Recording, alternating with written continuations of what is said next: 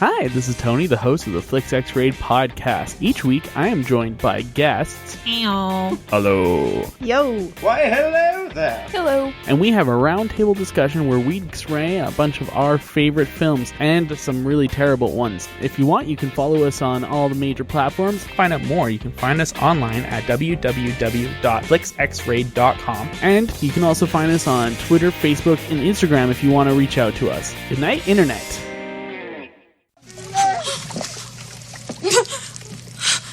Hi. Harry, what a surprise. It's good to see you. Hey, it's not what it looks like. Tony and I are old friends. Ain't that right, Tony? Harry and I were partners. Huh, Harry? Well, more than partners, huh?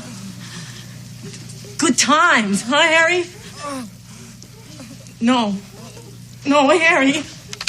Harry, no!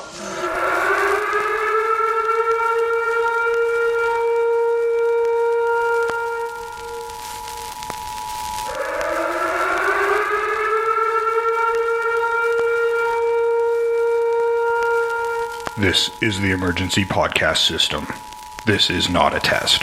Movies are bombing all over the country. They are posing as movies you already know. They may already be in your theaters, your neighbor's home, or even your own.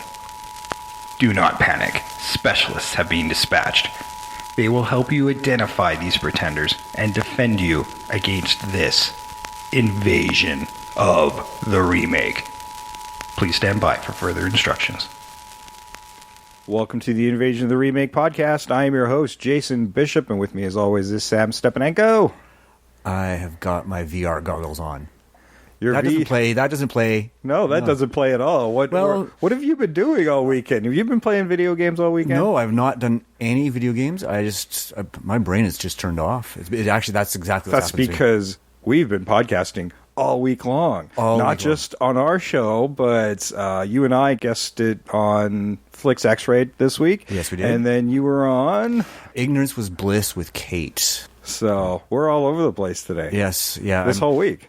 Yeah, I was getting on my way here. I'm like, oh, I am so talked out, but I'm going to do it anyhow. It's not just invading the remakes. We are invading the internet. Yes. Interwebs, look out. Invasion of the Remake is all over the place.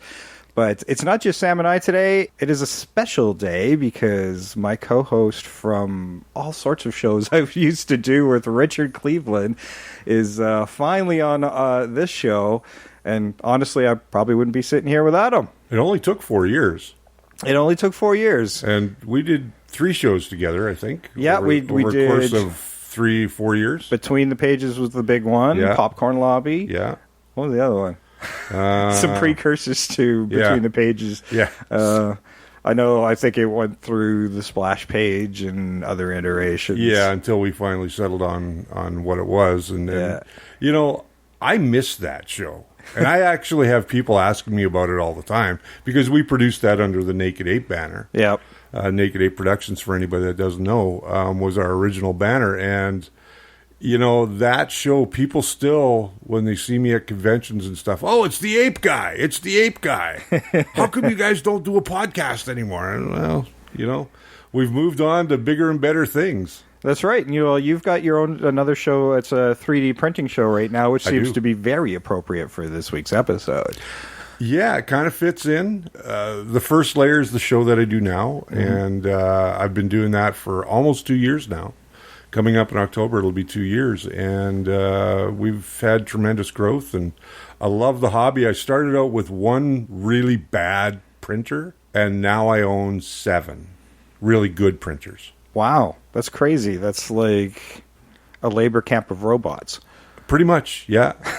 Yeah, pretty much. I have to make them all silent because when they're all going at home, I get the nagging wife going, close the door, I can't watch my movie. But I'm printing you a prop from it. Yeah, exactly. So, yeah, we've done a lot of props, a lot of statues. Right. We continue to teach and educate. We entertain along the way, and we engage with our audience every Saturday night through a live stream. So Cool. Where can they find the show? They can find it at YouTube, The First Layer on YouTube. All you have to do is just go and check that out, or you can find us on Facebook as well under our groups, and just go to The First Layer there and become a member if you're into 3D printing or want to learn a little bit more about it. Awesome. Yeah. So, yeah, I thought that was a good fit today because we are going to be talking about the 1986 action thriller called FX. One of my favorites. Yeah, which spawned a sequel and a short-lived television series in the 90s. I'm not sure if the TV series got outside of Canada very much, but... it was produced in Toronto. Yeah. Yeah. So I think it was produced for syndication. So it might have been not as readily available in certain regions. No, I don't think it was. I think it would have done better because it wasn't a half-bad show. No, but it did introduce the world to Carrie-Anne Moss, who would go on to the Matrix films and some fame there, and then those were done, and we don't see much of her. That's not true. She's working. She's working. She was in almost all of the Netflix Marvel stuff. What? Yeah, Yes, she was. She played the lawyer. Oh, right. I totally forgot about her. You're right. She was. She was debuted in the Jessica Jones. Yes. Yeah, you're right. I know I'm right. Actually, I don't get to be right at home. I get to be right here. It's not even that often here either. She actually debuted in, if I'm not mistaken, Daredevil first. I think just like a minor appearance, but yeah, she was a regular player in Jessica Jones, and that's where the majority of her appearances are. But I think she did wind up appearing in Iron Fist as well. Yeah, and Defenders. And Defenders. I don't know if she showed up in Luke Cage. She was there for, I believe, 2 episodes in the second season. Oh, that could be, Yeah. Well, yeah. Going from that's a good place to land. Yeah, but going from the exposure of The Matrix to guest appearances on a Netflix TV series, I mean, it's not like she blew up, but she was great in Memento. Well, and now that she's been on Netflix does have a tendency to reuse their actors like CW does or whatever, right. So, and put them on other shows, and it tends to be fairly successful for them because they're already familiar through, like, say, Orange is the New Black, that girl was on there and now is on that Groundhog Day type show. Oh, I haven't watched it yet, so I can't remember the name of it. But I started watching it. It's pretty good. Yeah, no, it seems to be getting good reviews and stuff. So, but not the only person to be introduced through FX. This movie introduced the world the very first appearance of Angela Bassett. In her first feature film appearance. She'd done some TV, but this was her first feature film appearance. And I totally missed it. I was looking it's a for very short scene. Yeah, she's just a TV reporter. So. Yeah, she is literally an extra in this movie. Very, very short scene. The only reason she gets the credit is because she has dialogue. Yeah, which is a big deal. But it wouldn't take very long, 86, and it was only within 4 or 5 years she'd be like featuring in films. So. Yes. Yeah. Oh, with that kind of talent, it was inevitable, right? Oh, yeah. Well, I mean, she went on to star as Tina Turner. That's right. In the Tina Turner story. And did an amazing job there. We first talked about her in episode 119. Strange Days. Strange Days. I forgot that she was in that. Oh, she was such a badass in that movie. That's where I fell in love with her. I fell in love with her for the Tina Turner biopic, but I haven't seen Strange Days since I think it came out. That's a shame. Because it's a real drug-induced movie. Well, it's that's part of the theme, so yeah. Yeah. And when you're not doing drugs anymore and you watch a drug-induced movie, they're just not nearly as memorable. Well, having not done them, you get the contact high from the movies that do. Yes. Yeah. It's a favorite of mine. I still love that movie. I do too. Yeah. That was a tough one to remake, as is this one. When watching it, I'm like, geez, this stands up really well still. There's some disagree. flaws. I disagree. There's parts of it that don't, but I think as far as the story goes, it stands up really well. I used to love this movie, and to me, the story doesn't make a lot of sense. Well, there's tons of plot holes in it. Oh, huge. To be honest, it is a very basic plot device that is made overcomplicated through the film. To be honest, I mean, it's got great reviews, and I think it's fooled a lot of people because it's not a very well-written movie. It's lacking cohesion, certainly. And it's got some dubious acting. Some of it's pretty dubious. But the thing to remember, too, is this was written as a TV movie with ideas as a pilot. It wasn't written as a feature film, and some genius at a studio went, we can make a movie out of this, no problem at all. Oh, well, that was Orion, who was already having trouble, but, they were looking at low budget things to work, and it was a minor success for them. Like It doubled its budget. Yeah, it doubled their budget, and they didn't put a lot of extra advertising and stuff behind it. I mean, they did, but I mean, they were still having problems at the time. So, well, they eventually would fold. Well, this movie came out at a time when smaller movie companies like Canon, Orion, even TriStar at the time were all kind of throwing things at the wall to see what was sticking. And people that you wouldn't think would be in films like this were showing up and becoming major action stars. And, the star of this pick, Brian Brown, who you would never think of as an action star. No, here's this kind of tall, thin Australian actor who really hadn't had much of an American presence at this point as a lead actor. So this was a big, big break for him. And in like 2 years later, he'd be co-starring in Cocktail with Tom Cruise. So Yeah. And a number of other movies. Rob Roy was in too. Oh yeah, he was in lots and lots of movies after this. So this was a big break, but he would not return for the television series and would be recast by another Australian. And I mean, at that point, he was an in-demand film actor when this TV series came out. So it would make sense that he wouldn't return for the TV series, which is pretty common, right? Is recasting for TV. Yeah, and we look at some of the other characters in this film as it builds, and we look at Brian Dennehy's character as sort of the lead cop who kind of doesn't really know what's going on and figures, okay, the main character, Raleigh, is this villain that has killed somebody, and then realizes, wait a second, maybe I'm wrong about this. Yeah, it ties back to an old case of his where he had put away this mob boss, Nicholas DeFranco. In the course of this story, like, DeFranco is presumed dead at a scene, but he's not the investigating officer. He's investigating a different murder that happened in an apartment, which was Raleigh's apartment and his actress girlfriend, who was shot near the window because of something Raleigh had done earlier in the movie, which was being hired by the Justice Department to create a fake scenario to put DeFranco into witness protection. Right. So everybody would think he was dead before he could go to trial. At least that's what they said. What I think the biggest plot hole for me in this whole movie, and I don't know if you guys agree with it, but why would you set up a nobody? Like, here was a guy who was working in the film industry, and this is where the story becomes very convoluted for me. They go and hire a name in the effects industry, hence the name of the movie, and they end up setting him up and trying to either get him killed or put away for life. Well, initially they were just going to kill him because they set up this thing to fake kill him, but they made it look like he actually did kill him by making it look like they had messed with the gun. Now, the whole plot really boils down to they just wanted to steal this dude's money. Yeah. And they kept him alive so they could figure out where the key was to do it. But it, in my back of my mind, I'm like, okay, this sounds like they're setting Brian Brown's character of Raleigh up to be a patsy, which doesn't really happen. Well, it doesn't happen. They just keep trying to chase him to kill him because he's the only one outside of them that knows that this took place in the first place. Right. Even though they basically did exactly what they said they were going to do. They were going to put this guy into witness protection, except for nefarious purposes. Right.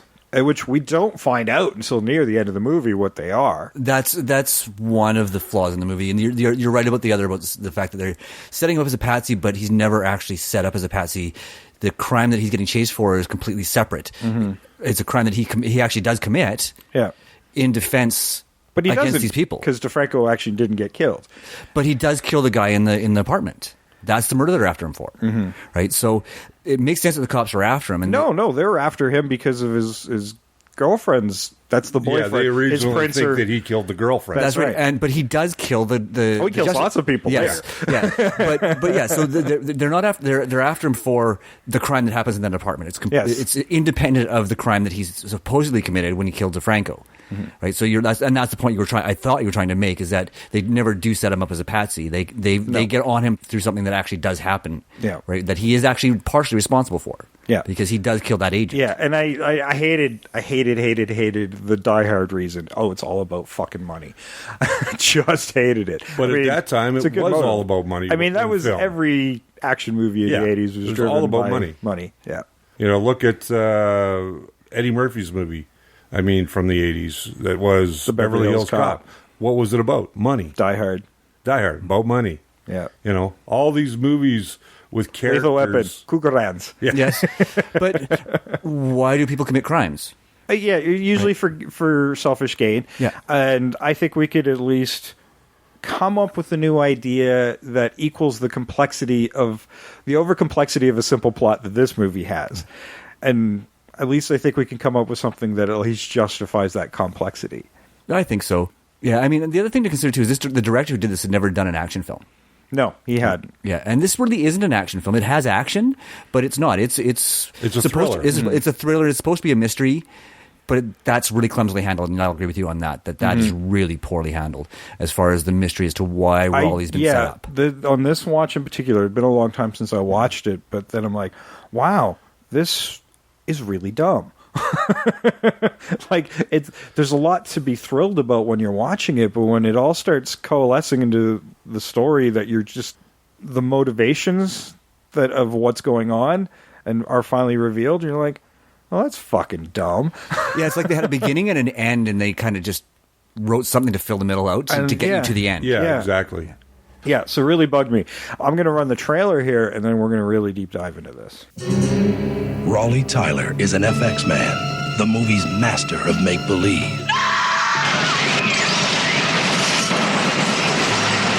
He can show you 1,000 ways to die. Hey, cut! Great special effects. But now somebody wants Raleigh Tyler to do it for real. We want to stage a fake assassination, Raleigh, and we want you to supervise it. Who's the we? Justice Department. I'm a special effects man. I deal in make-believe. I'd like to keep it like that. We just thought that we might be able to utilize your particular genius to help us out. And what if someone takes a shot at me? You are 100% protected. I give you my word. That job that guy wanted me to do? I think I'll do it.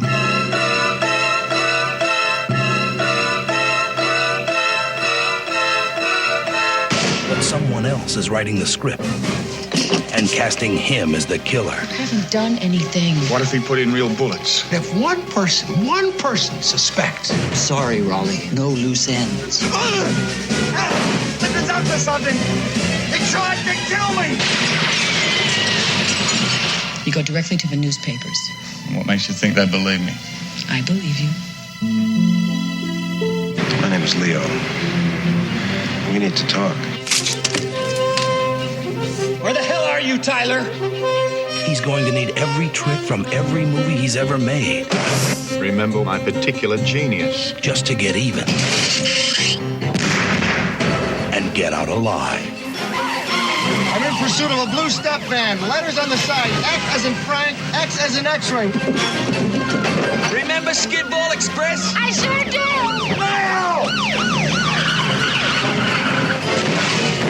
Son of a gun, you faked this out. But Raleigh Tyler's most special effects are yet to come. Forget why you hired me. What next? At the next corner, send Nellie in. Oh my God, what? Is he the weapon or the victim? Is it murder or is it FX? All right, that was the trailer for FX 1986, directed by Robert Mandel, who directed The Substitute, and that was probably one of his better directions. We might do that one day. I really like The Substitute. As do I. I actually rewatched it about a month ago. There you go. There's actually 3 of us that love that movie. All right. Maybe we'll have you back for The Substitute. Hey, you never know. The movie was written by Robert T. Megginson, who did a movie called Pelvis. Gregory Fleeman was also the writer on this and was exclusively writing stuff for FX. He wrote the sequel FX2 and the television series as well. This movie was budgeted at $10 million. That's cheap in comparison to today's standards. Oh, yeah. It's even cheap for then. It's pretty cheap for 86. Grossed $20.6 million. So, I mean, not bad for Orion, who was probably in desperate need of some kind of cash flow, so it doubled its money, and they probably didn't dump a shit ton into advertising, so they made a sequel, so they obviously made some money. But I'm guessing the sequel was probably after Orion's collapse, because Sony picked up, I think, Orion and TriStar, along with MGM. And I believe you're right about that. And the second one was not nearly as strong as the first one in terms of the originality of the idea. Mm-hmm. Take somebody from, the FX world and then move them into this plot. Well, I meant to watch the sequel because I'm like, well, okay, he just set up the murder. Well, he raided this witness protection, the home of Colonel Mason, to kind of get revenge for all of this nonsense. I don't even think at the time he even knew DeFranco was alive. No, I don't think he did. And sets it all up. And it's really just kind of working out of his van and MacGyvering up the situation and manipulating these people into kind of killing themselves, and then makes it look like he died as well. Then him and the detective retrieve the money in Geneva. So technically everybody's on the lam. So what's the sequel? So I couldn't remember anything about the sequel, and I never got a chance to watch it over the week to see where it went next. Yeah, I do remember only that Dennehy reaches out to Raleigh, or to Brian Brown's character at the start of the sequel, but I don't remember the rest of the plot. I just remember one scene with a pool ball knocking somebody out because it pops up from the thing. It was cheesy. I remember a clown. There was a lot of cheese in the second one over the first one. I think what attracted me to the first one most was the fact that you had all of these obscure references that in today's society, if they remade that movie today, there would be actual pop culture references. And this was referencing pop culture in a fantasy way or a fiction way? No, well, it's the movie does reference all these other real life movies, but they're all grindhouse movies. Yeah. Like the one that kept popping up was I Dismember Mama, which was a 1972 movie, which was originally called Poor Albert and Little Annie, and he does have the poster on the wall of that. And I actually ran the trailer for that during Cult Movie A Go-Go back in January, so go check it out, because I was thrilled when that popped up, and I'm like, oh my god, I Dismember Mama. Nobody knows what that is. Why are they referencing it, and why does everybody in this world know what it is? Yes. Because it was not a hit. No, it's funny because, every time somebody sees that particular prop, they're like, oh, I Dismember Mama. I'm like, yes, everybody knows that prop, because in that world, that was huge. There were no diehards. There were no Friday the 13th and Nightmare on Elm Streets, but I Dismember Mama, huge franchise. It's probably the one they can get the rights to mention. Probably. When you're that low budget, it's pretty easy. Yeah. Okay, this movie stars Brian Brown as Roland, Raleigh Tyler, Brian Dennehy as Lieutenant Leo McCarthy. We talked about Brian Dennehy in episode 120, Assault on Precinct 13. Great movie. Yeah, go check that out. Diane Venora played the actress character of Ellen. She's been in some good stuff. She was in Wolfen, which I kind of want to do for the show at some point, and Heat. Yes. Which in itself is a remake of LA Takedown. Yep. There you go. Mason Adams was Colonel Mason. I guess they couldn't even be bothered to come up with a new name for him. Either that or he's forgetful. Yeah, well, he's probably most remembered for being Lou Grant. or being in Lou Grant. Yeah, being in Lou Grant. Yeah. He's been in tons of stuff. He's one of those guys you just see and you're like, oh, I know him from that thing in that 80s thing. Yes. So, you'll recognize him. Clifton Young was Martin Lipton, and he's another one of those 80s, you know him if you saw him kind of guys. He was in The Craft and Glory, so he's been in some good stuff. Jerry Orbach, we've talked about before. Most people would recognize him from Law & Order. Yes, he had a very extensive Law & Order career. Very extensive, but we talked about him briefly in episode 150. Beauty and the Beast. Considering he came from Law & Order, that's a weird one. Yeah, and he played Lumiere. Yeah. That's one of those. I don't even think I even saw that. Well, I mean, it's animated. You're supposed to be into the character, not who the voice. Oh, you're talking about the Disney one? Yeah. Well, they're both Disney ones. Yeah. I think I saw the Disney, but I didn't recognize that he was the voice of Lemire. Yeah. He was he was the voice in the live action remake, was he not? Yeah, it was a live action one. So crazy, but considering it wasn't even that long ago for us. Yeah. I didn't remember that. Also from Law & Order was Joe Grafasi, who played Mickey, and he's also in a movie called Bull. Martha Geham was Andy, the sidekick to Brian Brown. And we've seen her in Father the Bride and Practical Magic, some pretty good movies considering how terrible she was in this film. She's fucking horrible in this. She's underused in this movie, too. Well, there's a reason, because she can't deliver dialogue. Well, But was that direction or was that acting? I'm going to say, given that she's been in some better stuff, I'm going to say there was some piss poor directing on that's this set. I think her direction was, you're a PA, be a PA. Mm-hmm. And I mean, every PA that's ever worked on films, and we know that, you and I, from having worked on films, Yes. that they all want to be in that director's chair, but you're a PA, go get me a coffee. Yeah. So, and I think that was her direction, and every PA walks around with her head down. I got the feeling. Well, I thought she was like a protege. Yeah, I thought she was kind of a partner in crime in this, as far as preparing the props and that sort of thing. Yeah. I think, and that's kind of where I want to go, is Me too, concentrate yeah. more on that, and maybe that he's got an entire special effects team. It's usually not just a couple of guys. She would be like the prop master's assistant. Yeah. Yeah. Something like that. So that's kind of where I want to go with her. I have to mention Captain Jake Wallinger in this movie, played by Roscoe Orman, and everybody knows him from, oh God, were you none of you children? Sesame Street. He's one of the few non-puppets. Oh, I recognized him, but couldn't figure out where I knew him from. Yeah, Sesame Street. Years and years of Sesame Street. Awesome.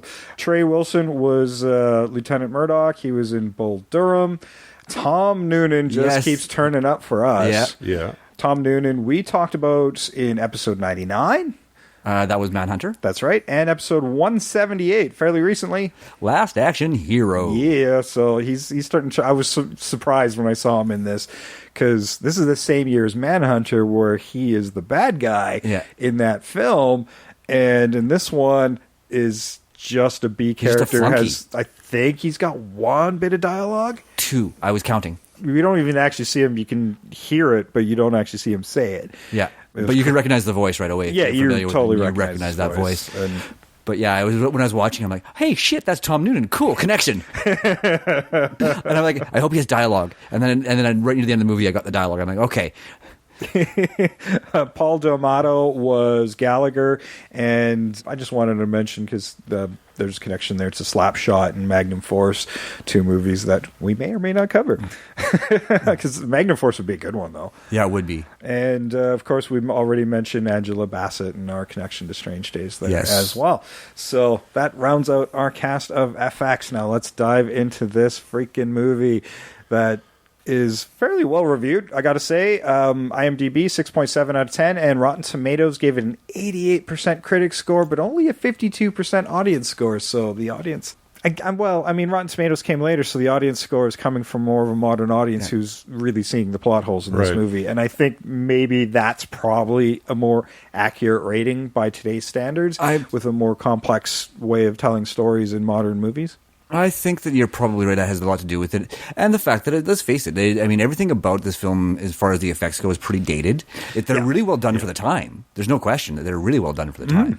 The problem is a lot of audiences don't relate to practical effects the way they used to. Yeah, and practical effects, it's starting to make a comeback, but I kind of like the idea of, if we set this in a modern setting, this is a guy who's just kind of making ends meet, because he's jumping from lower budget stuff to lower budget stuff, because most modern effects now are kind of being done digitally. Yes. So I like the idea that he's a little more grounded, not super Hollywood. He's kind of working on what is considered an antiquated way of doing things. That feeds into the way I want to remake the opening scene. Yeah. That opening scene bugs the hell out of me. Yeah. It's so terrible. Just all the way across the board. Let's make it a horror scene, because when I think about where those kind of practical effects are being used, we're seeing it on like Walking Dead and Game of Thrones and fairly well-made big budget television series, or in some cases smaller budget films. Horror still likes using practical effects for the most part. Well, it's because they're cheap now. Yeah, they're cheaper and they look so much better than a digital effect when it comes to I horror. agree 100% on that. I hated when there was in the early 2000s when they went to kind of, instead of from squibs and the blood effects from the squibs when people are getting shot, to doing it digitally, because it just looks like a fucking cartoon. Piranha's a great example. 3D is a great example of that. Yeah. No, I want this to be a Bruce Campbell B film. I want a Bruce Campbell cameo at the beginning. Because you remember all those B films he did in like the 90s? Yeah. I would love to see like something like that happening in the opening scene. Yeah. Right. I did kind of envision this like as still a lower budget action film that's building stars rather than using them. Although I do have a couple of stars in my casting, mainly because, like, if you're dating an actress, it should be a recognizable one. Yes, and I when I was doing my casting, I was thinking the same kind of thing. And that's kind of where I went. I went with more recognizable actors that were in acting positions within the film. I've got my two tops for that, but I'll save that for the end. We'll definitely save that for later. I can't wait to hear your recast. We never did that on our old shows. No, we never did do that on our old show. Yeah. You know, as far as this film goes, for the time, it stood out amongst all the other schlock that was coming out at the time because it almost had a unique premise with the effects guy coming in to do this supposed murder or hit. And it's not something we'd really seen up until that point. I mean, we'd seen movies like The Invisible Man and things along that line that used some effects. A combination of like MacGyver and Mission Impossible. Yeah, it was. Yeah, in exactly. a lot of ways. And that device is actually quite plausible. Like, you can see that part works. Right, I love the idea of this guy with the effects thing, and he's trying to manipulate a real situation by creating a different narrative within that situation and making people think, like, you know, the car chase when he throws the dummy out and the cop stops thinking he's running over a civilian. Yeah. He's running over a corpse or something. Yeah. But he's not, like, initially he's pretty shell shocked from the whole experience of the government guys trying to kill him after he's done what they've asked and trusted them, and he thinks he's serving his country. And he's pretty shell shocked initially, but he gets over it because, man, he's pretty vicious when he's trying to get to the bottom of what's going on. Well, he's Australian, of course he is. That was a penal colony. True.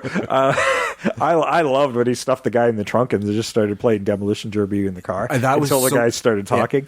Yeah. I'm like, oh, this is brutal. It's a good thing this is 80s cars when they were built. Built to take some hits. Yeah. There are some really great parts of this film, and I think that's why I still enjoy it more than you did, obviously. But I enjoyed it. It just the plot was dumb. The plot does fall apart. Like, they came up, like I said, they came up with a great device at the beginning, and they had an ending for it, and the rest they just kind of tried together with bits and pieces of dialogue. It became a bit of a survival film for the most part. He's on the lam, he's hiding, and he's trying to discover what's going on, and not really ever succeeding. He really just, the only thing he succeeds is climbing up the ladder to the man he most trusted within the government to confront him. Yeah, I mean... And then it turns into a revenge plot. It does turn into a revenge, definitely. Well... Yeah, I know it totally does, because the crazy glue with the gun, that is totally revenge. Oh, I mean, that's completely premeditated. Yeah. At that point, he made a distinct decision that you're going to die via cop. Yeah. I think for me, though, the friendship that he builds with Dennehy's character... But he doesn't. At no point does he build a friendship with him. No. By the end of the film, he sure does. They never interact until that last scene. It was baffling that they went together. But by that point, Dennehy had been fired. Yeah. And he had impersonated his own boss, so he was screwed. Yes. You know, he was going to be living a civilian life anyway, so this $15 million, which doesn't seem a whole hell of a lot now. But then it would have been, yeah, this safety deposit box key in Geneva suddenly, and he kind of pieced together what the cop had pieced together, that Brian Brown's Raleigh really was being manipulated during this. He didn't really fully understand why, but yeah, by the end of the movie, they're buddy and splitting the and I won't report you if you don't report me. Yeah, well, that's where most good friendships are built. That's right, 7.5 each, man. That's nothing to sneeze at. No, I wouldn't sneeze at it now even. No. But yeah, that was one of the things that jarred me, is the fact that they do become quite friendly, even though they never actually interact with each other at any point until that very end, when Denny says, yeah, I know you're not dead, and you're going to help me get this money. I think what I liked about their dynamic, though, is that it does build, because they do have some, not direct interaction, but they do kind of sort of leave clues for one another what's going on throughout this film, till they finally get to the end and they become these great friends over $15 million. But I think that it was something that once they figured out that, okay, you're not after me for this, and I'm not chasing you for that. Yeah, Denny, he's using the back door of this murder investigation to get back into an old one. A case that isn't being put back into his hands, because he's smelling foul on this murder of DeFranco, this Italian mob boss, which I guess we might have to change. In mine, I made him Russian because the Italian mob doesn't really exist anymore. not nearly to the extent it used to be in the 80s anyway. So I've changed it to the Russians. But really, they're kind of minor anyway. Like the whole thing of trying to use this guy to take down an organization doesn't really exist. So, like, the mob hook is just another one of these false things in the movie to kind of get you from point A to point B, but doesn't matter. Yeah. That's why I was thinking change it to the Treasury Department, and he's actually, like, in the financial world. I was thinking CIA. Believe it or not, the special effects guy, John Steers, he claims that after this film, the government did approach him to simulate some of the things that were in the film. And that was interesting, because that was kind of what I was thinking, that the way I'd want to go in this movie, where it's not initially... They're not initially saying, well, we want you to do this for us. We want you to teach us how to do Black Ops type operations. They're not going to say it's Black Ops operations, but they want to figure out how to do these Mission Impossible special effects type of thing to make others think that they've done one thing while they've done something else. Okay, we've kidnapped this guy but made it look like he's been killed instead, some insurgents or whatever. We can make this a more political bent. And in which case the Fall Guy Patsy thing would work better into the film itself, because if you've taken out a high profile target and you can lay the blame on this dude. Yeah, that works. Yeah. To some degree. I think what kills me about it, though, is the makeup effects from, 86 to now have drastically changed. And in 86, if you were on a set and you saw somebody in prosthetic makeup, you would know it was prosthetic makeup, because there's very easy tells. In this movie, they sort of skirt around that by saying, no, we can make you look exactly like you want to look. And at that time, the technology still wasn't really there. Well, I used to date a special effects makeup artist, and she would do cuts and stuff. Sam and I have both gone through the process, and then we would just walk the streets and watch people's meltdowns. And it was, and this was very traditional, tried and true type stuff. If you're not on a movie set and your first casual glance, that's what you're going to think. Oh, that guy's got a fucking slash across his forehead or whatever. Or third-degree burns. They're only going to, or third-degree burns like we did. They're only going to see what their initial thought is. And, when he's doing the disguise stuff, long hair, mustache, they're fairly easy stuff, and all you're going to see is the long hair and the mustache, and that's really all we need. But, he's good at this, so that's one of those things that should be a bigger aspect of this. Really, this would turn into an alternative franchise to Mission Impossible in a lot of respects, and rely on those special effects trickery by showing you that's what it is. Yes. Doing a more realistic way, whereas Mission Impossible, they've created technology that doesn't exist, whereas this one used the stuff that's there.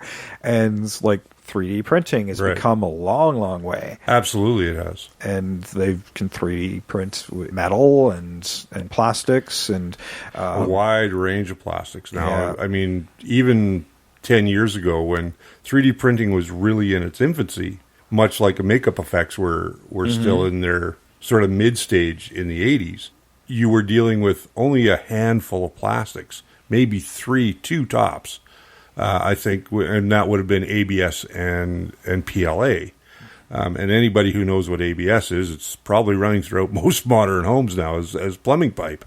But PLA now being the more popular because it's biodegradable, made from cornstarch, that's something they're even making props on movie sets with. I see more and more 3D printing showing up in props and effects for movie sets than I ever saw even 2 years ago.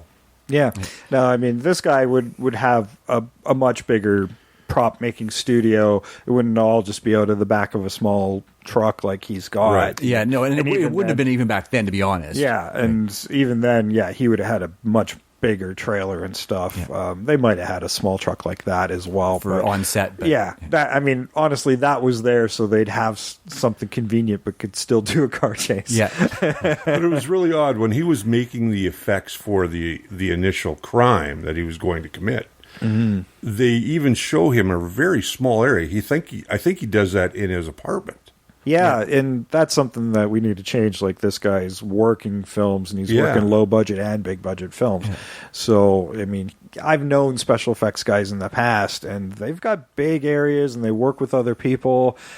It's usually not just one guy. I mean, it can be if it's a smaller film, but if it's a bigger film, there's usually a team. Yeah. There almost has to be, just because there's people you need people to set up, and even then, it's a lot of the times, even if you're working by yourself, it's shared studio space. Yeah, exactly. So they got a big warehouse and it's full of props and stuff. But I love the idea of bringing the 3D printing in, just because there's one thing that really bothers me. One of many things that bother me about this film, but one that really bothered me is the end scene where he's dressed up as DeFranco after smashing the bust.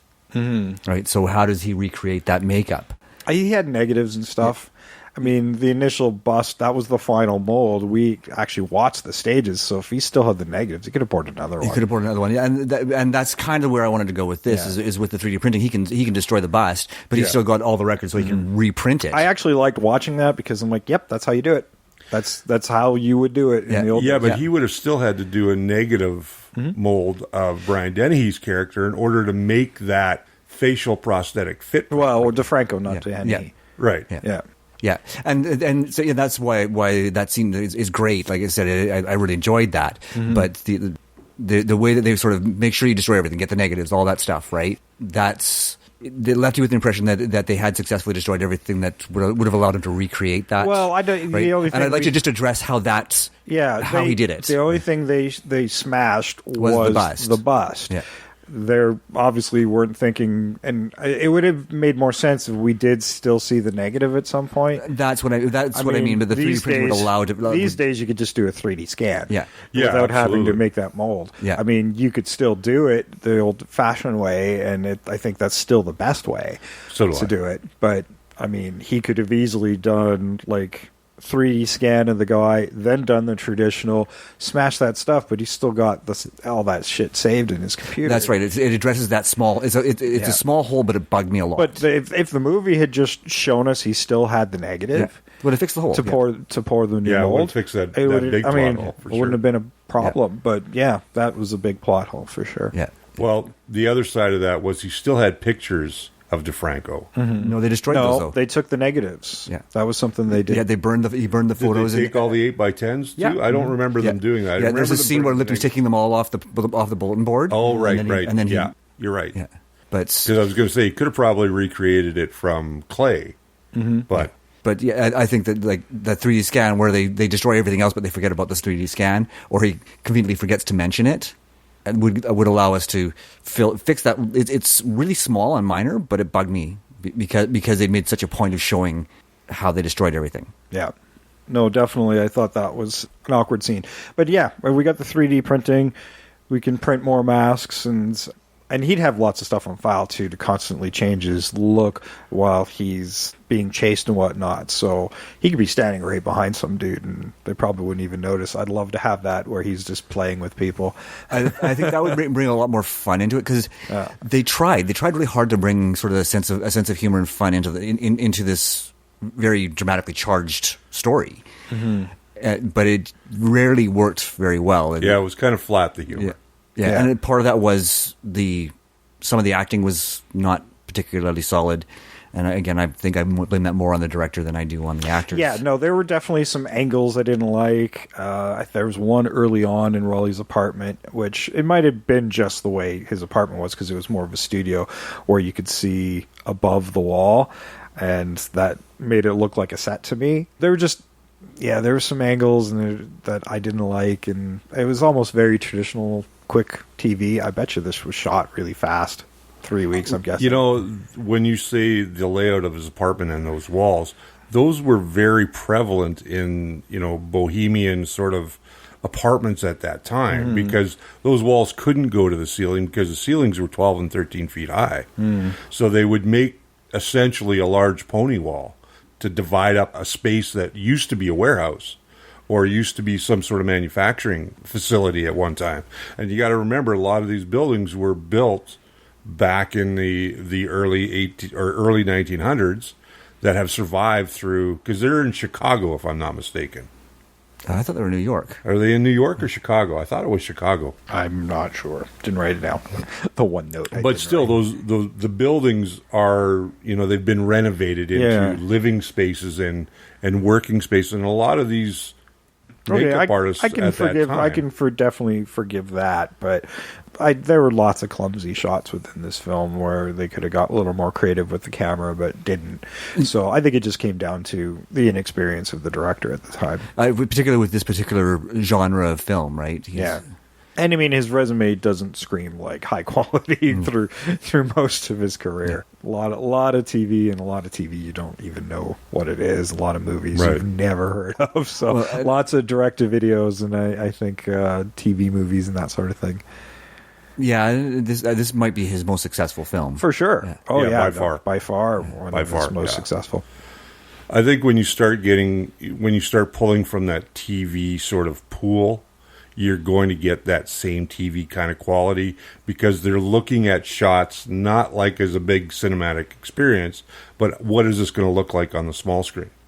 And that to me is a drawback. I mean, you really have to learn that film part, not just that TV part, if you want to make a big film. These days, you look at successful TV shows, there's a lot of successful film directors that are directing episodes now. Well, yeah, because with new television technology, you want to make sure that you can almost get that cinematic experience from a regular TV series if it's shot well. Right? I mean, when you think about TVs screens that are getting up to 80, 90 inches now, possibly even larger for all I know, because I don't follow the technology. But even the screen that I have at my own home it's big enough that when it's something shot for TV, it's very noticeable, right? And it's almost less enjoyable because of that. A great example of that is, and I hate to say this, is Winona Earp. If anybody has seen that television show, I'm aware of it. Yeah. It's shot very poorly here in Alberta. Yeah, and it looks like a B budget kind of. First season, absolutely. I think once you get into the second, third seasons, they've kind of found their way. I haven't seen the second season yet. Yeah, but yeah, it does start looking better. The further they progress, the better it starts to look. Gotcha. Yeah, they were taking this obscure comic book property and trying to. Again, I think that was made for syndication rather than a particular network. It was probably like Sci-Fi. It was Sci-Fi, yeah. And Sci-Fi sometimes, you look at some of their stuff and it's dubious. It's hit and miss. They're going for cheesy fun, and I think initially that's what that show started out as. But I don't know. I haven't seen an episode, so I can't judge. And, getting back to FX being originally produced as a television pilot, it makes a lot of sense. It makes a lot of sense the way that it was shot. Absolutely. Yeah. And then Orion stepping in and saying, look, let's just put it on the big screen. Let's see how much money we can make. Yeah. We need some money, so let's see how much money we can make. They actually were able to put a little bit more money behind it because of it. Because, I mean, if this was a pilot, it would have been $500,000. And in 1986, that would have been a lot. This sort of idea of a makeup guy becoming this, for lack of a better word, secret agent. Yeah. By the end of this, he kind of is, and that's kind of where the franchise goes, even though it's more more secret agent for hire, detective kind of stuff. Well, that's where Danny He, I think if memory serves, that's kind of where the sequel and the TV series went. He'd partnered up with the detective, and he would do all the kind of sneaky effects work to manipulate the scene to whatever their motivation was at the time. That's essentially what I remember as well, yeah. Yeah. And it's a good conceit. I mean, it's still something I think that would work really well today, especially with modern effects. And you look at the stuff that you see on Walking Dead, that's almost all practical. And the techniques are still there, and it's still good, and it still looks great. If anything, I think that looks better than anything CG can do. Well, that's not true. The CG's come a long way. It has, but I mean, this is one of those things that we talk about frequently is practical versus CG versus a combination of both. Yeah. And that could be the biggest change in here, where they've branched their beginning of this film, maybe they are branching into computer generated special effects along with the practical side of their business.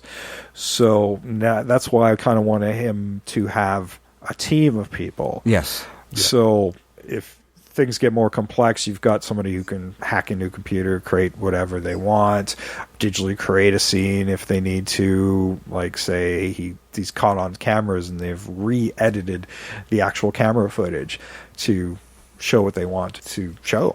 And that's a common trope in a lot of these types of movies, is where big government's changing the footage to suit them. And that'd be fun to turn it around and have it being done to them. Yeah, exactly. I like that, actually. I like that a lot. Mm-hmm. Right? I mean, what the technology we just saw, I think, from the Apple showcase last year, or maybe it was Google, and there was a complete digital assistant making a phone call for pizza sounding like a natural person. Yeah. Scheduling times and whatnot, and we've even seen that they can sample voice samples and create entirely new conversations with voice samples. It's really scary. It is a little bit scary, and it's not technically available yet, but it is developed. Is this super thing? It exists. Yeah, roll up glass that you can project, that you can use as like an actual screen. You can use that to replace that mirror scene. Yeah.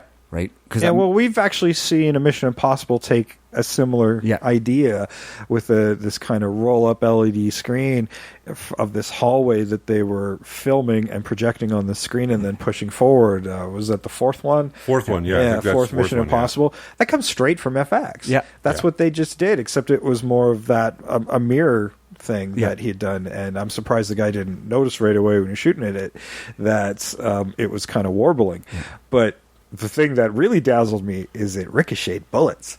MI6 or Mission Impossible. I'm like, wait a minute. This thing is like really thin enough to be rolled up, but can ricochet bullets back at the guy shooting at it.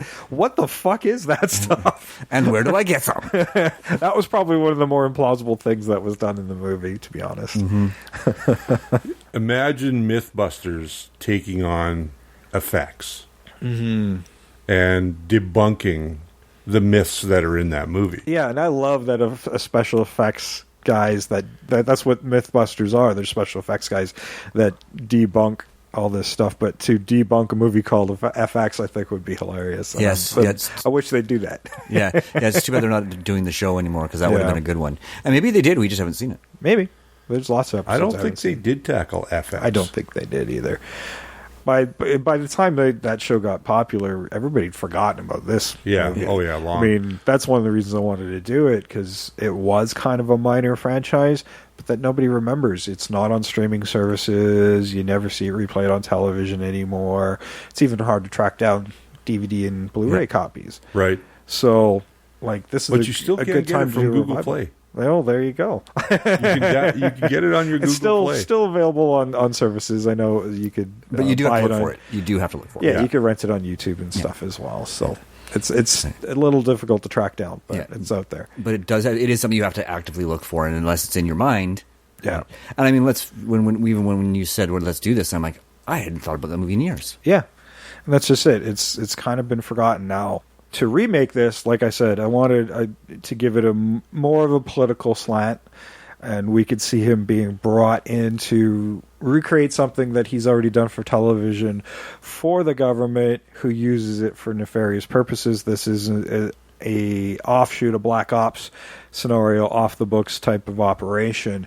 And when it goes south, they try to make Raleigh the patsy. And I like the idea of them trying to kill him first and then having to sort of think on their feet and then make him the patsy. Right? Because they don't want, obviously don't want it to get out that he's responsible for that he's responsible for a special effect for this particular operation that they're doing. Yeah. Right? But yeah, I could see that. I like to turn it from we have to kill him to get to hide his involvement to sort of becoming that thing is this is a shoot on sight situation. Right, so that the police are aware that he's wanted, rather than setting up that whole scene where at that loft apartment where where his girlfriend dies and they try to kill him after the fact. I mean, kill him during the act. Yeah, CIA is more foreign operations. So what if this guy that they're trying to set up to pull in is like, because I said I wanted to go Russian on this. He is a Russian mobster who's got ties to the Russian government. So he's a high-interest target, so they could get intel within the higher up in the Russian government.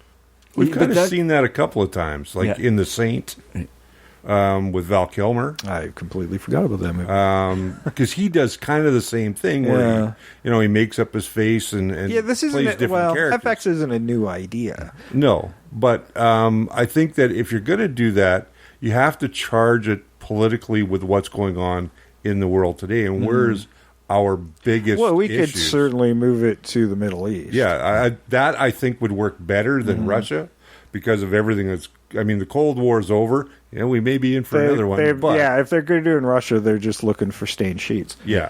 There you go. I don't know what that I would means. probably set it in the Middle East if I was going to redo this movie, and again, still politically charged with the CIA and bring in characters that are relevant today and utilizing the technologies that are available today. I mean, makeup effects are so much better now than they were in 86. Now that you're using silicones and things like that, as opposed to, latex, heavy latex rubber. Yeah.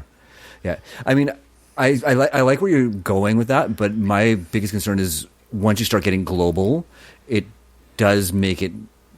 but no, we're keeping the central conceit.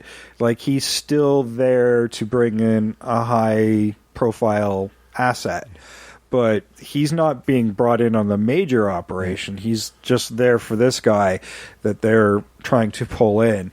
And maybe, I hate to learn that this is money driven again, but it is a off the books black ops operation, and they're off. They want to take him out because he's the only civilian outside of the circle that knows that this operation's happening, and that would be bad. I mean, we could feasibly bring it into there's a gold cache, and then they go, oh.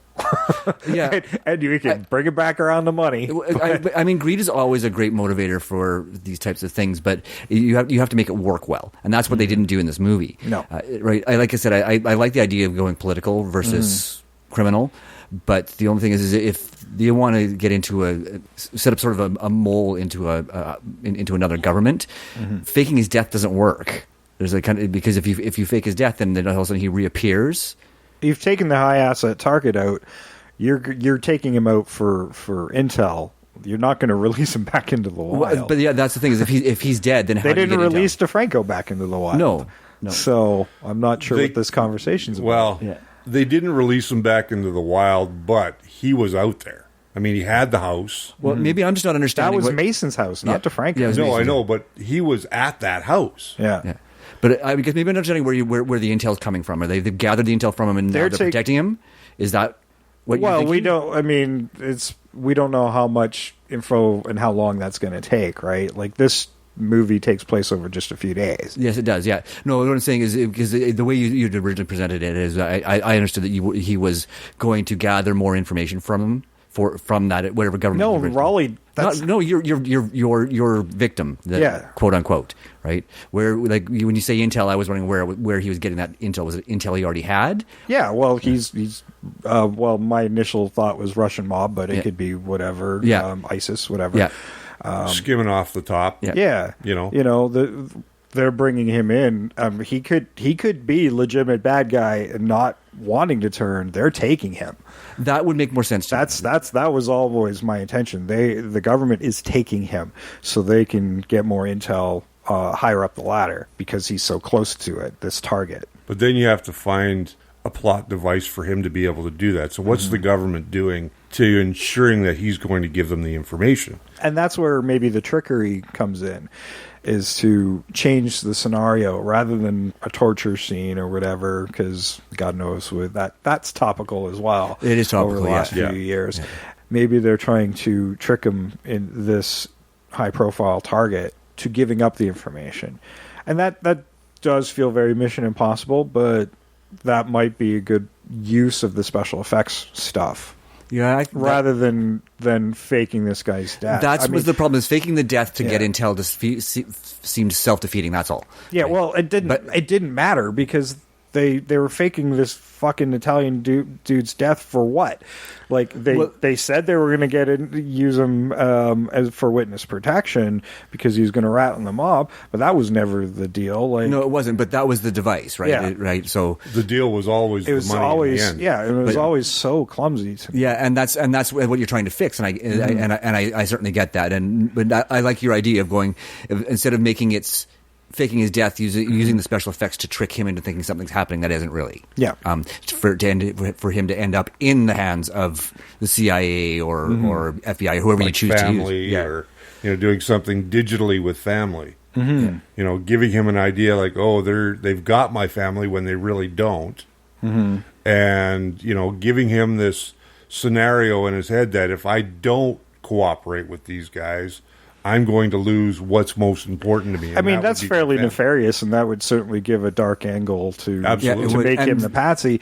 I was thinking more along the lines of creating an entire scene where he's giving information up freely because he thinks he's talking to his superiors.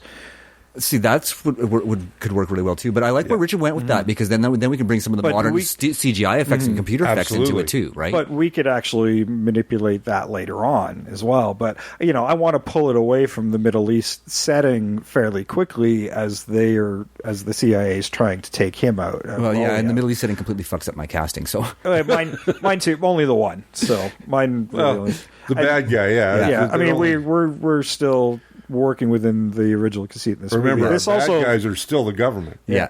This also makes McCarthy completely pointless. Yeah, it does, and that is the other challenge, right? And Brian Dennehy's so far doesn't exist in this. You know what? McCarthy is essentially completely pointless anyhow. Yeah. Right. He doesn't serve any real purpose in the movie except for the end. He's basically creating a mystery that was already solved. Everything. Yeah, McCarthy's the cop, Brian Dennehy, and he's trying to solve a mystery that doesn't exist. And the other aspect of that is it's kind of misdirection, right? So when you've set up your beginning, you know where you're going, but you've got to get that filler in the middle. Yeah. What's a better way to do that than misdirecting the story? You could still have an honest agent from a different agency who's investigating. That's where you get an FBI agent in because the CIA is not supposed to operate on American soil. Yeah. And then you have an FBI agent who's investigating it. Yeah. That fixes that hole. Well, maybe there's something goes a little wrong, and that's where the FBI is brought in for investigation because it does look like there's terrorist involvement. On American soil, that's where the FBI would come in. Yeah, exactly. So you have a reason for them to be there. Yeah, right. And get rid of that whole "you're not supposed to be on this" type of thing. Is he's on a parallel investigation with Raleigh, and that's how they kind of end up developing a relationship, whether they realize it or not. Mm-hmm. Is they're both trying to reach the same goal. I do like the idea that there's this relationship forming that they don't actually have. Yeah, this parallel goal, and they don't really meet up in the end. If we could just do away with we got a bunch of money, let's go party. Yeah, you don't need that ending. No, we'll get rid of that ending because by that point there's a cooperation that's formed right near the end, and understanding that can move you into a sequel without anybody sacrificing who they actually are. Yeah. You can maybe make a case that Raleigh has to stay dead and maybe operate outside of a truck that doesn't have your initials on it. Pretty easy to find a big truck. It depends on how we run that, because by the end of the original film, he really can't come back. That's true. Because to everybody, he's dead. But does. I think you're right about that. I mean, moving it to, as instead of money being the motivator here, the exposure of the corruption that's going on, it would be a better motivator to getting these two guys that aren't friends. Yeah. I mean, initially, Raleigh can be brought in because it is a cash job. Yeah. Yeah. But I mean, that's where it could work really well, is where McCarthy helps Raleigh stay dead instead, helps him set up a new identity. And it says, and they can have this thing. What the CIA had was a good idea, right? It's a shame that they used it for the wrong reasons. Yeah. Right. This is kind of what they like the real life situation of Argo, where they did try to create a false scenario of filming a movie as part of an operation. And I think that sort of plot device could work here very well. I think so too. Only you're introducing, again, modern effects and somebody who comes from that world as a, sort of your leading man in character. Yeah, and it's only when he's on the run where we can see more fantastical stuff, because he's got to make it look as real as possible in the initial operation that we're discussing of whatever they're faking to get this high-profile target. And then once it goes on the lam, it's go free reign. If he's trying to get out of the desert and go back home, or the operation happened at home, then it's... Yeah, I see it to be done on American soil, because that's why the FBI has to be there. Okay, I'm totally down with that. And so he could rig up all sorts of little stuff to keep them off his tail while he's trying to figure out how to survive and get the evidence he needs to protect himself and his family. And get his name cleared. And his name cleared. Do we have a girlfriend that gets killed? To further motivate, he already had a lot of motivation, but her death kind of really angers him. He goes from fear to anger. Well, I think it anchors more of his end motivations than anything else. It never felt like he was really upset about it. See, that's the other thing. That bothered me. Yeah. Oh, my girlfriend's dead. Oh, well. They're all lovey-dovey, and then once she's dead, it's like, crap. There's plenty more actresses in Hollywood. Well, I mean, I got the feeling he was the Tuesday guy anyway. Well, and they actually address that in the movie. They do. They actually address it in the movie, is that she kind of moves from guy to guy. Depending on what film she's working on. Yeah. Right? He just happened to be the current guy. And that's a very 80s conceit, is that when people are on film sets, they just kind of hook up and then they move on to the next film and it's over. Right? So I don't know if that's accurate for current film sets. I would suspect that some of that still happens. I'm sure it still does. I'm sure it still happens. Yeah. I mean, it's tough when because you tend to date with where you work, and if you're constantly working with different people and stuff, I mean, it could be tough to maintain something. Yeah, I think maybe what we could do is, instead of having the current partner, the partner flavor of the week, get killed, is maybe we turn that on its head and they freak out and say, "You need to get out of here. I'm calling the cops right now. So get gone before they get here." Well, I would have thought the death of a screen actress would have gained more attention. But I got the feeling that she wasn't a big name actress. Yeah, but that's what I'd change it. Yeah. Well, of course, yeah. The other thing that you can do with that too is, instead of him, hooking up with an actress, why not make it his team that he's built and has a relationship with that would be more meaningful to him than some actress that he's sleeping with for 3 weeks before she moves on to another. Oh, sure. I like that, because you know what? He goes to his partner, his actual business partner. I would have been much happier if it had been Andy. Ditto. But yeah, he goes to his business partner for help, and his business partner's already dead because they're killing off all connections. Right. Oh, that'd be good. Right, again, screws up my casting, but that's fine. Yeah, mine too. But that's okay. I think it works better. Yeah, and then that's when he goes when he starts sort of reaching out to the rest of his team, saying, "You all need to get gone. We're going to meet here, and we're going to figure out how to solve this." And then you have this whole team involved. Yeah, I like that. Yeah, I think it works a lot better than the wedged in relationship. Yeah. Okay, so when I get to my casting and then I tell you about the actress, ignore it. I'm still going to tell you, but ignore it. It's okay. My casting would still work as a business partner. Well, it would and it wouldn't. Yeah. I'm going to go with it regardless. Yeah. Okay, we got any more ideas to throw at the wall here before we get into our casting? I don't know. We should be writing this stuff down, putting this into a script. Come on. If only we were recording this. If only, yes. If only. I mean, we got a new movie. 3 of us. Right there. We do this every second week. And we know enough people in the industry between you and I. That's true. Sam and I have written, I've co-written about 90 movies. Yeah. Sam's probably in the 70s. Somewhere in the 70s, yeah. Guessing. So. I'm an ideas guy, that's it. Yes, we've come up with some really great ideas. We're a really good pitch men at this point. Yeah. Somebody else can do the actual writing, but... There you go. I could do the writing. Yeah. I like writing, but especially dialogue. Let's talk about what we would keep from the original. Like some of the things that I want the smash 'em up car, throw the guy in the trunk thing. Yes, that was great. Yeah. Throw the guy in the trunk and then just drive the ass of the car into every object you can see until he squeals. That I thought that was just like, oh, that is so brutal. And so and it worked. It still work. Yeah. I still like the idea of the chase scene with the van. To a certain extent, but I think that using a slippery oil to cause an accident is kind of hackneyed. That's very Spy Hunter video game. Yes, right. I still love the throwing the dummy out. Yeah, that needs to stay in, and maybe just that, right? Yeah. And maybe the chase scene can be a little bit shorter. Yeah, I mean, if the guy suddenly stops, think he's going to run over Grandma, and everybody piles into him on this ferry. It was a fairly narrow road to begin with. Yeah, so, that's right. I mean, you don't really need the oil slick. No, you don't. And you could have a little bit of fun with the effects with the van. Is they can somehow they use effects to completely change the way the van looks. Right? I mean, that's pretty. I mean, that's spray paint. That takes a lot of pre-planning. Yeah, but, and that's. I think if you're on the run, that's the last thing you're going to do. I mean, using what you have available to you, like MacGyver would. Mm-hmm. I mean, you've got fake cadavers in the back of your van. You've got body parts. You probably have some minor pyro back there. Minor pyro. You've got lots of cabling, wiring. Exactly. All this stuff squibs, you can use, right? Blood effects usually are part of that kit. Lots of makeup stuff is always there.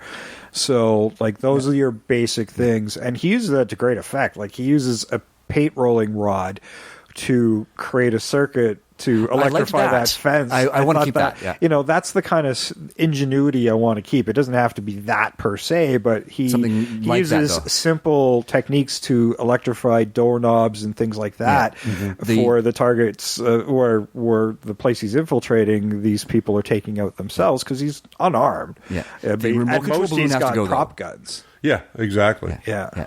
But that remote control balloon has to go, though. That was dumb. It was dumb. It was fucking dumb. Although, I might have been okay with it because think about what just happened in film. We had it. Yeah. And if it had been a red balloon, it would have been a nice nod to a different movie. To pop culture again. Yeah. Right? But, and it would have been creepy as fuck. Yeah.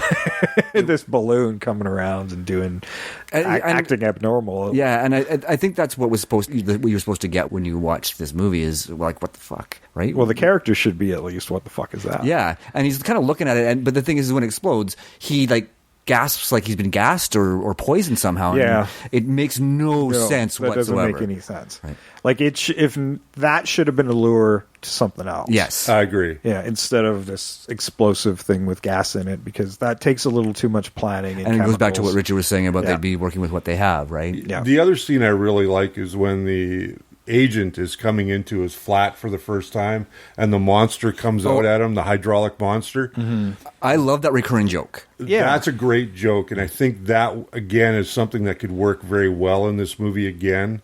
Maybe not at that beginning, but use that somewhere in the middle. It doesn't have to be so big because animatronics, the technology's just gotten a whole lot smaller to do it, so and a lot more complex. So he could have some of that stuff in his studio and whatnot, because he does get a chance to get back there a couple of times before. Yeah, and maybe you make it his studio, not his apartment and his studio, right? So I think his apartment have that as two separate locales. Yeah. Right, and the studio would be a showcase of his talents anyhow. Right? Yeah. Especially when you come into the building, it's like here's all this stuff that we've done already. It's like a resume. Yeah, right. So it makes sense to be there. Yeah, absolutely. Yeah. And you could have those fun pop culture references like I Dismember Mama and all these other... Yeah, maybe not that one. No. But you know what I mean? Like some more modern films. Because everybody knows that movie. Yeah. But you can pick from those B-grade horror movies, like every House at the End of the Lane. I think every stuff like special effects guy's done a zombie movie at this point. Yeah, so. Yeah.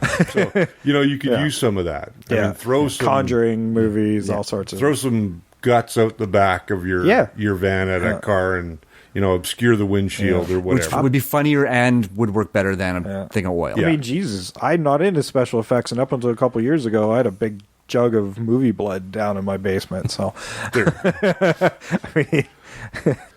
People are probably wondering on the other end, what do you have a jug of movie blood for? It's given to me by my special effects girlfriend.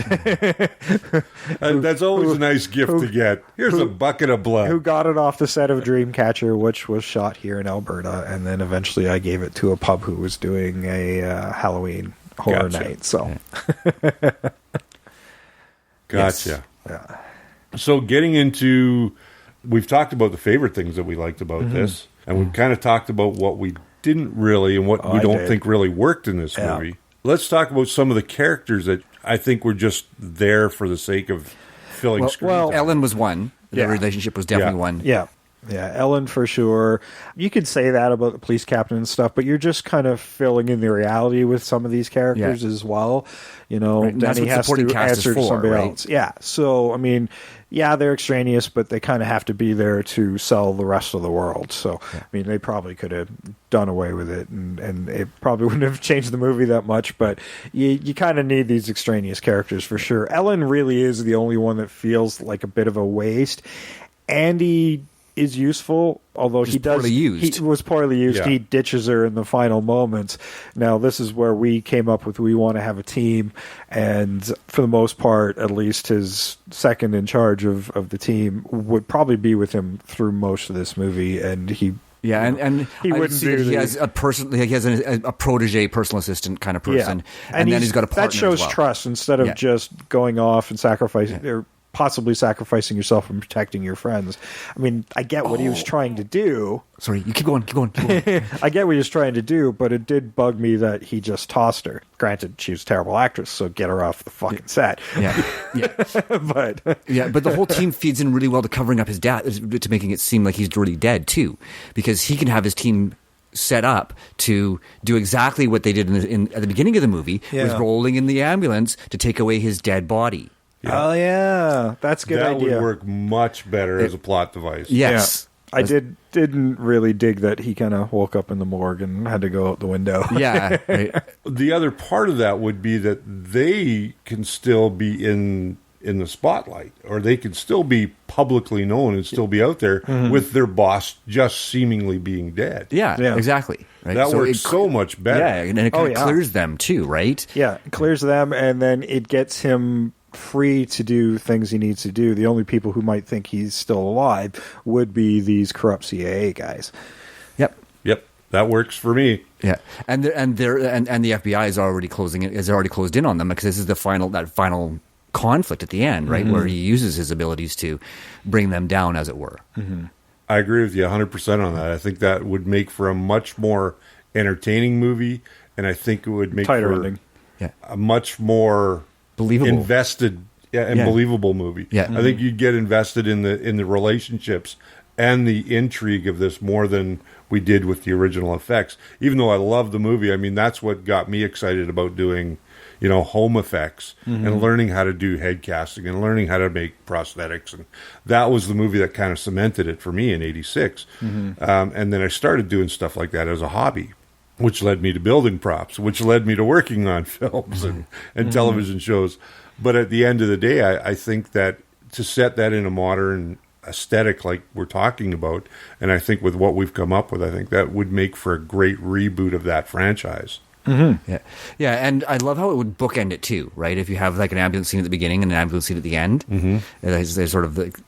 It does. It makes it come full circle. Yeah. I do like that.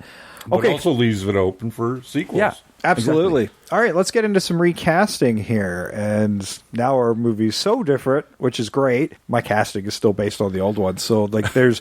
As it usually is. Like, you don't have a choice until we talk it out. Yeah, we didn't have it fleshed out. So there's additional characters that, geez, I don't even know who they're going to be now. I only really have the Andy character cast, but I do like the idea of a full team, and let's make it a multicultural one, and just make it a well-rounded and entertaining cast that works well together. I'll start this off, and then we'll get Richard in, and then we'll get Sam to finish off the effects recasting. All right, I'm going to start off with my director, and because this movie is effects, I wanted an effects guy to do this movie. And who better than Greg Nicotero, who's moved into not just doing special effects, but directing special effects shows. And he's worked on Walking Dead and directed many episodes, as well as made the effects for that show. And the upcoming reboot of Creepshow. Yes. Yeah. No, I recognize his name as soon as you said it. I'm like, yeah. With that, I went with Alex O'Loughlin as my Raleigh. He actually is an Aussie. He's currently on Hawaii Five-0. He's been in Whiteout and August Rush. And for the Lieutenant Leo McCarthy, the Brian Dennehy role, now that's changed somewhat to an FBI role, but it still fits. I was thinking, I'm like, I didn't give Clayne Crawford a chance last time I tried to use him, and then I changed it to somebody else. Yeah. But now that I've learned more of that Lethal Weapon situation, I'm like, yes, you know what? Let's give you another chance. So I want you in that role. I think he'd be really good in that part. I think so too. Yeah, because just that angry cop role would be a little different now that we've recast it. But if he's FBI, he's going to need a haircut. Yes. Yeah, he would be. Yeah. For my Andy, the next person in the special effects company, the protege, I went with Alicia Vikander from Tomb Raider. Yeah. A little younger, but I wanted somebody... You want somebody younger in that role. Yeah, and I wanted to keep the role female. And yeah, I liked somebody who could still do action parts as well. That wouldn't just be a damsel in distress, so we could give her some action sequences as well, because we're really beefing up that part in our remake. Initially, when we still had a movie star character of Ellen, I was thinking, because I wanted it to be a recognizable actress, I went with Zoe Saldana, who'd been behind a lot of makeup, like Avatar and Guardians of the Galaxy and Star Trek, and would be known for these big budget franchises. I mean, obviously we've changed that somewhat, so her character doesn't really exist anymore, but that's who I would have gone with. Yeah. Well, and there's nothing saying that you can't put her into that partner role. Yeah, absolutely. Yeah, right. That's the beauty of changing that is casting still works, right? But instead of casting her as the movie star, she's now just another member of the team who happens to be an actress that you've cast. Yeah, which is fine. Yeah. So that's where that role is. For DeFranco, initially, like I said, I was thinking more Russian, so I would have probably changed his name to Alexei or something like that. But now we've gone more Middle Eastern. So this doesn't really work at all. But I had Roland Moeller, who was in Atomic Blonde and Skyscraper. He's a Swedish actor. Okay. So doesn't work anymore, but that's fine. Well, it could. It doesn't. Just because we're taking things in the Middle East, it does not necessarily mean it has to be a Middle Eastern actor. It could be a Caucasian or and that's Latino, true. Or it's true. Somebody who's actively working in the U.S. on behalf of these Middle Eastern. That's true. Yeah. For Lipton, I went with Jamie Foxx. I wanted somebody that felt a little more established in the agency, because he felt kind of young to me, and I kind of like it when Jamie Foxx is a dick. Yeah, yeah, I'll give you that.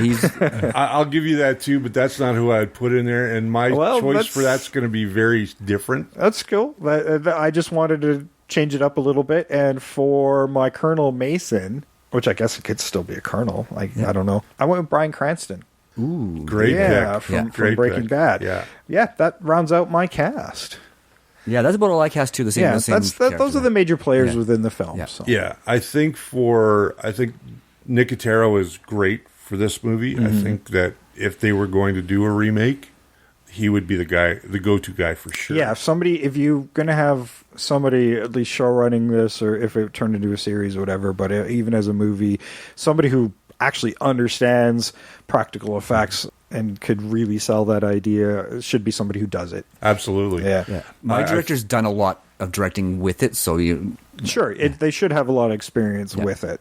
I think for Raleigh, as much as he's not an Aussie, but he's playing more serious roles as of late, is Jason Sudeikis. Mm-hmm. I think he could do very well in that role, because he can play the comedy, and he can play a very serious person. In A Quiet Place, I don't know if either of you have seen that movie. I have, yeah. He does an amazing job in that film. Yeah, for a guy who's known for comedy, but, really could pull off a serious action horror role. And he's cut, too, so he really does have the action body. Yeah. And I think which you don't think about from his comedy roles. So emotionally, I think he could do that character very well. Yeah, I totally agree. I think, and it doesn't have to be an Aussie. No, right? I just kind of wanted to keep that in there, just because that's part of what I think made the character unique. Yeah, my role is somebody not Australian. And this poor bastard always has to cover up his accent. So. Yeah. The Andy, the assistant, I think Karen Gillan would be my choice for that. Mm-hmm. I think, again, she's a person associated with a lot of makeup through Guardians. Yes, she has, and she's also a character who can do the duality of emotion very well, and not seem like she's just there to, as a plot device to help him through his issues. I think she's a character who could make somebody who thinks on their feet very well. Absolutely. As far as the cop goes, Brian Dennehy's character, and I'm getting old, so I don't remember everybody's names anymore. I would probably put Denzel Washington in that role. Because he's a little older now. He's a little bit more mature as an actor. I went with somebody younger, but yeah, though I mean, I could totally see that working. Because he'd be near the end of his career. Mm-hmm. Much like he's done with the Equalizer films recently, he kind of has that passive-aggressive character down very well. I find that one interesting because, FX was a movie franchise that went to television, and Equalizer is a television franchise that went to movies. Yes. Yeah, exactly. And I don't think it was done completely well because I love the television series. But moving on, I think as far as the Colonel goes, I think we're looking at, I was going to say Redford, but Redford's way too old for that. I think your other choices were very, very good as well. But I think for the Colonel, who was the guy who played Ross in the Avengers movie? Tim Roth? No. John Hurt. John Hurt. Yeah. I think John Hurt would do very well in that role. Absolutely. He's it's funny how some of these older 80s actors that were leads in dramas and thrillers and stuff are now all being made military guys. Yeah. But that happens, and he's really good at it. So. He's really good at it, yeah. Very good. And as far as the mob boss, I would say Alexander Siddig would be a great casting for that because he has played characters that are both good and evil, for lack of a better term. I think he could do that role of sort of a Middle Eastern or even an American Middle Eastern very well. Yeah, he's played so many different cultural characters that, you could do almost anything with him. He's absolutely he'd be really good for that part, yeah. And, as far as some of I would probably put Tim Russ in there as well as one of the individuals who could play sort of sidekick to the major bad guys because he's getting up in years and he plays very different roles as well. I should have looked at the rest of the cast of Sesame Street and seen who we could use. Big Bird. Let's use Big Bird. But I think that's where my casting would go. I think I'd probably bring in more recognizable names in box office today. As far as the girlfriend goes, I mean, it could be anybody. Saldana's a great add to that. I would almost say Emily Blunt as well. Oh, that's funny. I was actually looking at her. Really like Emily Blunt, Tom Cruise could also play one of the head bad guys, if not the Colonel himself. If you've seen him in Collateral, he doesn't come off as a smiling, happy, kind of go-lucky guy that we've seen in many, many movies. I always find it awkward when he doesn't do that. I wish he had been that one Jamie with the Foxx Mummy. Was a great choice for that, but I think that a guy who you don't expect to play a part like that, like Cruise, and the part he played in Collateral just blew me away. I thought, for me, that was some of his best acting. And it's not often he does a secondary character. He does it from time to time. From time to time, if he's really interested in the script and it's fun, like sorry, with Tropic Thunder, he had so much fun doing that. Yeah. So I think that would be my picks. Okay, cool. Yeah. Those are good picks. All right, Sam, take us home. Okay, so to be honest with you, I did not plan this. It's just the way it happened. I was watching the movie and It just happened. I want Charlize Theron as Rolly. You know, I almost did that myself. Yeah. I almost did a gender swap there. Yeah, and it wasn't intentional. It's just that I saw it and I'm like, she would make a great Rolly. It wasn't an immediate thing, but as I was doing research and then I was trying to come up with female roles, and I was looking at things like Red Sparrow, and what was the one she did that was similar, the spy thing. Atomic Blonde. Atomic Blonde. Yeah. It was Atomic Blonde. Yeah, you mentioned it earlier, actually. Yeah, and I did. I actually at one point thought, like, oh, do I even want a male in this part anymore? I never even thought about gender swapping. That's a great idea. Yeah, and I didn't do it on purpose. Like I said, I was watching and I'm like, she would be great in that role. And I totally agree with you. Yeah. So what I did is I stayed on that theme for my Leo McCarthy as well, because I also, and she works really well in the FBI agent role as well, even better than as a cop, Gabrielle Union. Okay. Right? Because she's really good in those types of roles, right? For my Lipton, he's played skeevy cop so many times, but because he's so good at it, I went with Frank Whaley. He was in one of the Marvel movies. He played the partner in the first Iron Fist. He was in Career Opportunities, Swing Kids. Okay. Yeah, he's done a lot of stuff. If you saw him, you'd know exactly who he was. Okay. For my DeFranco, and you know what? I'm going to keep him American because he's a gun dealer working with the terrorists. See, it works. That's a great idea. And he was just thinking, though, that's the good thing about going last. I can make this work. I can make this work, exactly. And because my DeFranco's a little bit older, and he can still be DeFranco, I went with Steve Buscemi. Yeah. Skeevy, yeah. All right. For my Colonel Mason, I went with Tim Roth. That's why when you said General Ross, I'm thinking Tim Roth because he was. He does good military. He does both in Hulk movies. Yes, yeah. For my Andy, I was, again, it's because I was doing a little bit of gender swapping. I went with Joe Keery from Stranger Things. Younger, I'd like to see him get more work outside of Stranger Things. He's actually starting to get some exposure, but he's kind of gotten typecast as a sidekick, and I'm going to stay there. You're not going to help him at all. Not at all. And then for my Ellen/Alan character, I was thinking movie star as well, so I went with Sam Rockwell. Okay, yeah, because you gender swapped, so you needed gender swap that role as well. Yeah, all right. Because I didn't want to go with the whole lesbian story thing because, I mean, it would have felt forced. Yeah, right? No, I don't. And usually I just roll my eyes if it feels forced, if it doesn't feel natural. Yeah, and there's too much of it right now, I think, in cinema. Not that I'm against it, but I think it's showing up more and more in television and in other mainstream media that let's stop beating ourselves over the head about it. We know it exists, but why do we have to put it in? Well, again, it doesn't. If it suits the story, it should be in there. Right? If it suits the story. Yeah, but if it's there just to be there, then it does kind of feel like pandering to a certain extent. Yeah, and if we got a secondary cast of more than just one protege, like a team of people putting out these props together, you could easily make one of them gay. Doesn't matter. Exactly. I mean, it's a reality. I mean, and they should be represented in film and television, but you don't need to make it something that is there just to don't be there. overdo it. Yeah. Right. And for my director, it's funny that you both brought up people from Guardians of the Galaxy because I went with James Gunn. Right? Because I mean, let's face it, with his trauma days. Yeah, he has done he's worked with so much practical effects that absolutely, and he'd bring just that right amount of humor into it. I think that's important for this movie. I think even though it's fun, I think it misses its opportunities for humor.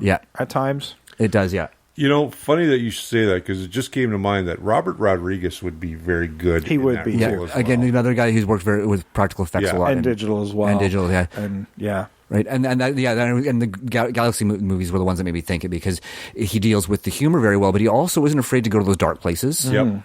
And that's where it should be. This should be that mix of light and dark. And should be fun, but have that underlying darkness as well, giving the subject matter. Yeah, but I mean, typically I stay away from really well-known actors directors when I go to directors because everybody's sort of using them, right? But this time he felt so perfect. Yeah, well, and that's why I went smaller with this one because I felt like it came from a small place. You could still build something really good with a smaller, lesser-known cast. And like I said, the only person that I did that was really well-known was Zoe Saldana because initially that was going to be an actress role, and I wanted somebody who was recognizable in that role. Yeah, I think pulling from television might be really good for this type of thing, and lesser known actors, and that you can build the careers out of. Because I think there's still potential for a very good and long running franchise with FX if a revival. And there was a remake planned back about 2010, and just never materialized. But didn't that have something to do with rights over the movie as well? I think that had a lot to do with it, probably because of the Orion sale and whatnot, and who owns what. So I'm sure if they ever iron that out, they'll look at this again, because it is a very good franchise and with a really good idea and a lot of potential to revive as something else. So, well, if the House of Mouse keeps going the way they're going, they're going to own everybody. Oh yeah, it's just going to be Hollywood. It's just going to be called Disneyland entirely. Yeah. You know, LA is going to be Disneyland. Yeah, no, you'll be done. It'll be the big two: Warner Brothers, Disney. Yeah. And then what do you do in terms of catering to sometimes a smaller audience and not thinking about that family friendliness that Disney is famous for? Where do you go for that? Disney's definitely going to have to learn, and hopefully they'll keep on people. The biggest part of that merger that I was most worried about was Fox Searchlight. That gave us lots of great, cool little indie films. Right. And, I think with that merger, I'm sure they're looking at what they can do and where they could do it. Disney Plus is coming, but I think that's going to be very Disney and Marvel and Star Wars. With that sale, they also have interest in Hulu. And I think there's a foreign streaming service as well, but Hulu's a good place to dump a lot of and try some series stuff on your Fox franchises that you could revive. I mean, Die Hard could make a good TV revival if you wanted to try it without Bruce Willis.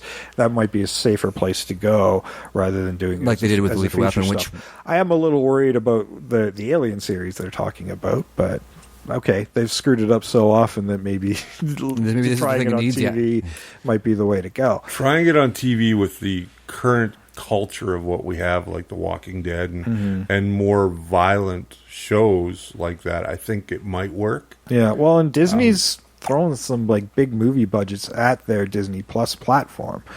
And we're seeing those kind of budgets being already put on Netflix. So, the whole model's changing right now, and I don't even know how it's going to shake out. And the thing I have no idea. And the thing is Disney owns the Fox banner now. Yeah. Right? So there's nothing to say that they can't keep producing.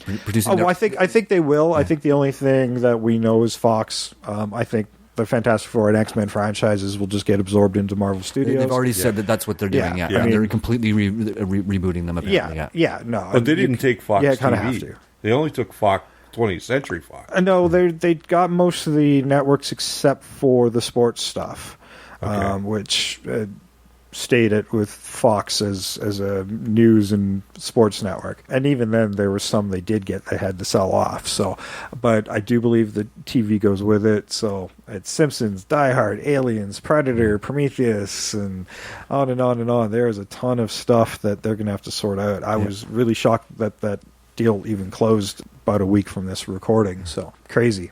I wasn't surprised that it was going to go through because... Oh, I knew it was going to go through. I just figured it was going to be another year before we heard that it get finalized. With all the news that was going on, it was coming sooner than later. Yeah. No, usually a deal that big is like a 2-year deal. At least, we knew it was going to close. We knew that was going to finalize, but it takes a long time to finalize it all with the amount of content they were talking about. Yeah, well, Disney's in a rush to get a lot of that stuff back in their pocket, especially the Marvel stuff. Marvel moving into a new wave of stuff and trying to figure out where they're those other proproperties, And now that in Phase 4 they're going cosmic, perfect time to bring in Fantastic Four and Galactus. Yeah, and you can move towards Avengers versus X-Men, and all sorts of good stuff. So, I'm looking forward to see how that definitely shakes out. To draw from. Absolutely. And we'll keep following it and giving our opinions along the way. But you know what else? What else? Well, if you want to support Disney and Fox, that's fine. But you know who's more important? This invasion of the remake, and support us by just listening to the show like you always do, but telling your friends and family about the show as well. Tell them where to find us. We're on a ton of different platforms: iTunes, Stitcher, Google Play Music, TuneIn Radio, Player FM, Radio Public. We get paid for Radio Public for every listen, just doing what you're doing. At least we think we do. Yeah, I hope so. We're even on freaking YouTube.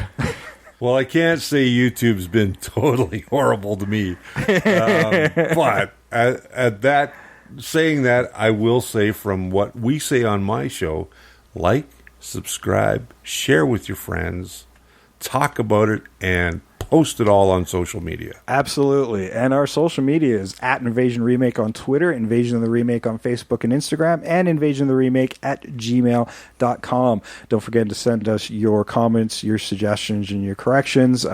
Please send us some fan challenges. The weirder, the better. We like a challenge, and don't make it easy on us. No, actually, weirder is actually better, just because they're not as hard to remake as movies like this. Right? and the one we did a couple weeks ago with Real Genius was not an easy one to remake. No, that was one of the more tougher ones we've done in a while. Yeah, so yeah, weird is good. Weird is very good. Weird gives us a lot of places to go. Yes, and they're fun to do. They are indeed. I liked weird. They are indeed. And Richard, again, tell everybody where to find your show, The First Layer. You can find The First Layer on Facebook under the groups section. Just type in facebook.com/groups/The First Layer. Come over and join us. We got a lot of great people. If you're having problems with 3D printing or you want to get into it, it's a great place to start. Or you can find us on, you can find me, myself, on Twitter and on Instagram at Cleveland_IM. And then over on YouTube, you can find our show at The First Layer on YouTube as well. And we do 3 shows a week. We have 2 recorded shows every Tuesday and Thursday. They release it around 5 o'clock Mountain Standard Time. And we do a live stream every Saturday night at 7 p.m. So come join us, talk about 3D printing and where it's going. And if you're having problems, we answer your questions. There we go. And now Richard gets in shit. Richard does not follow us on Twitter, nor do we follow Richard on Twitter. We don't follow each other on Twitter. I know I follow you on Facebook. Well, yeah, you and I follow each other on Twitter. No, I follow I think I follow the other show on your show. Okay. On Facebook. We will rectify that. Yeah, let's rectify that. I did bring my tablet. I know I do. We're going to have to do an Instagram photo at the end of this. You know that, right? Richard and I used to host other shows, so I know I had to follow it because I set up those social media things. Yeah. There you go. So I know I'm following them. And you should too. That's right. Follow these guys because, I've listened to their show, and I love the show when I'm not on it. And now that I'm on it, after 4 years, thanks, Jay. It's only took 4 years to get me here. I need breathing space. I think that you guys should follow these guys and check them out. Check them out over at, go check Jason over at Words and Pictures if you're a comic book fan. I mean, here in Calgary, he's the man who's got everything that you need. I'm the comic book man with the plan. You bet. Thanks for joining us, Richard. Well, thanks for having me, man. I've been Jason. I am always Sam. And I'm Richard Cleveland. And we are out of here.